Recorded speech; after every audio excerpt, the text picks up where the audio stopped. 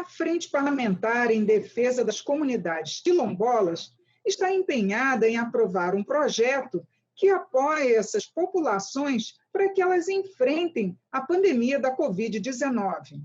Eu converso nesta edição do Palavra Aberta com um dos integrantes da frente e também autor de uma das propostas, deputado Camilo Capiberibe, do PSB do Amapá. Bem-vindo, deputado Camilo. Muito obrigado, Regina. Estou aqui à disposição. Deputado, queria que o senhor explicasse para a gente as medidas que estão previstas nesse projeto que podem realmente auxiliar as comunidades quilombolas. Veja, a nossa proposta ela pretende levar, por exemplo, um auxílio para as populações que vivem nas comunidades quilombolas, um auxílio de até um salário mínimo. Nós temos aí o auxílio emergencial. Foi toda uma luta para que as populações quilombolas, os ribeirinhos, né, os pescadores artesanais pudessem ser incluídos no projeto que veio do Senado, foi aprovado, que aguarda a sanção presidencial até hoje, não foi sancionado.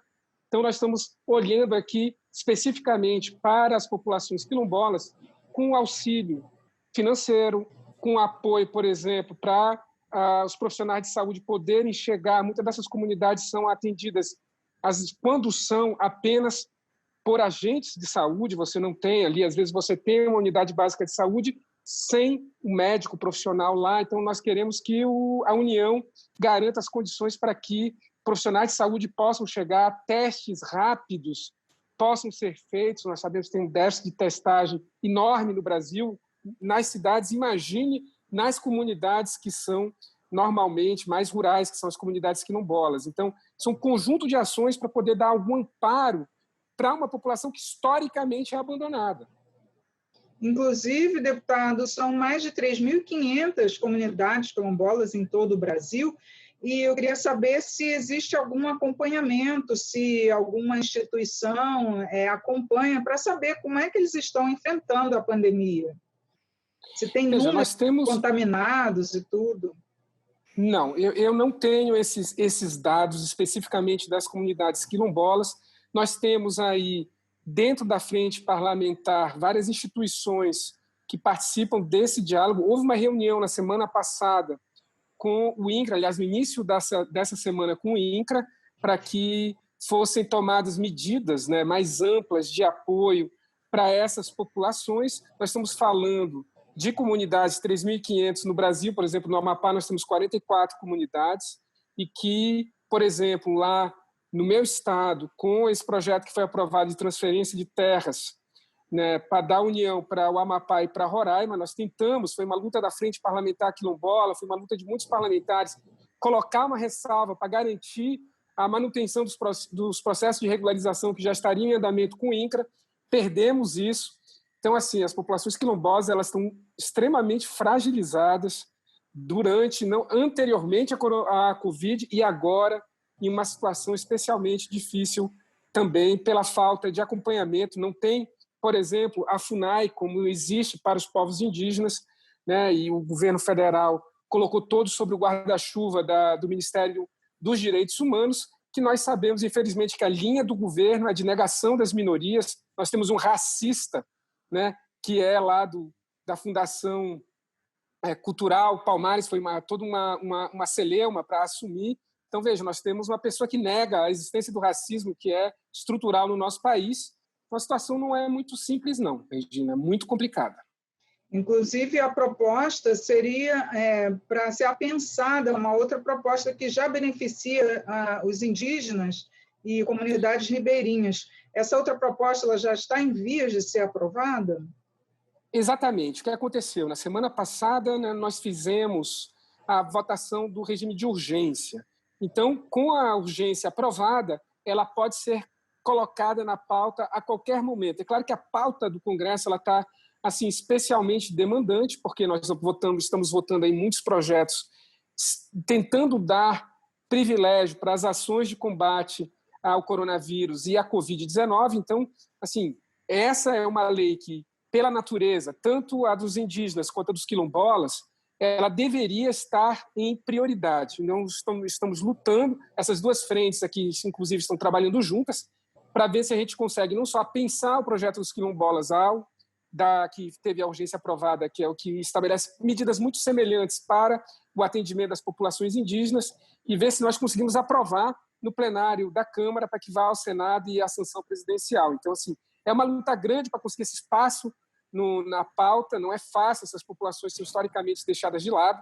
Num momento como esse, assim, termina se reproduzindo um pouco esse comportamento estrutural de exclusão, inclusive na hora de pautar esse projeto.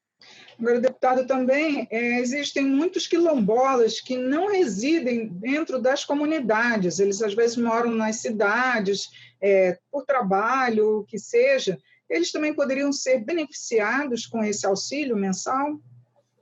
Certamente. A questão é justamente você ser um quilombola, pertencer a uma comunidade quilombola. Isso aí nós temos como, junto com as entidades, né, como a CONAC, eu vou citar só uma aqui, né, e várias outras que atuam, as secretarias, muitos estados têm as secretarias estaduais de afrodescendentes, tem a Fundação Cultural Palmares. Enfim, nós temos vários instrumentos para fazer essa aferição e garantir que esse apoio possa chegar. Porque, veja, nas comunidades quilombolas não tem, muitas vezes, o ensino de segundo grau. Então, seus filhos saem para estudar na cidade grande, a fazer a universidade, numa cidade mais próxima, que tenha essas modalidades mais avançadas de oferecimento de educação. E aí você não pode abandoná-los à própria sorte. São comunidades que dependem muito da agricultura, que dependem muito da pesca, algumas um pouco da agropecuária, como é no caso do meu estado, tem muitas que criam búfalo, mas não são grandes criações, então é tudo uma cultura muito de subsistência, então esse apoio ele é muito bem-vindo. Lembrando que nós não estamos falando de um auxílio financeiro, nós estamos falando de um auxílio emergencial para garantir a sobrevivência nessa fase da pandemia, onde está tudo muito mais difícil. Que viria da União e não dos estados e municípios onde elas se encontram. Não, viria da União. O que nós estamos lembrando aqui é o seguinte, aqui é o que não foi feito, por exemplo, no pagamento do auxílio emergencial. O governo federal quis centralizar, apesar de ter sido uma medida tomada pela Câmara, foi a Câmara que deu o pontapé inicial para a existência, foi um projeto de um deputado federal de 2017, né, o deputado Eduardo Barbosa, do PSDB de Minas Gerais, que foi aprovado, o governo chegou no final, mas como ele queria puxar a paternidade para si, sem se preocupar que na hora de fazer o pagamento, em vez de estar fazendo um benefício social para combater, estaria, na verdade, criando uma oportunidade de disseminação do vírus, que é o que está acontecendo na frente das agências da Caixa Econômica Federal em todo o Brasil. O governo tirou, por exemplo, prefeituras que poderiam ser parceiras, governos de estado, todo o conhecimento acumulado dessas populações vulneráveis que prefeituras e governos têm e resolveu centralizar esse pagamento na Caixa.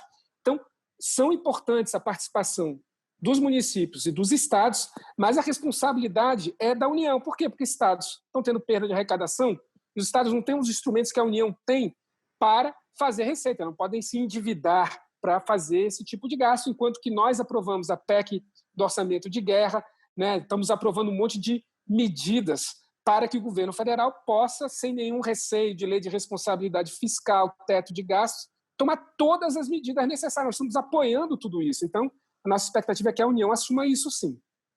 Deputado, muito obrigada por seus esclarecimentos aqui no programa. Eu que agradeço, eu queria encerrar me solidarizando com os familiares e amigos dos mais de 8 mil mortos que nós temos até a presente data, e, em especial, aos trabalhadores da saúde, que não só estão se sacrificando, saindo das suas casas quando é recomendado que todos fiquemos em casa, mas que estão morrendo para cumprir a sua missão. Então, isso é um gesto assim, belíssimo, e eu queria me solidarizar nesse momento com todos eles, inclusive com os profissionais da saúde que são quilombolas, né, que também estão aí atuando. Assim, nossa solidariedade, todo o nosso apoio para o trabalho que vocês estão fazendo. Muito obrigado, do fundo do coração. Eu agradeço a sua audiência. Até a próxima.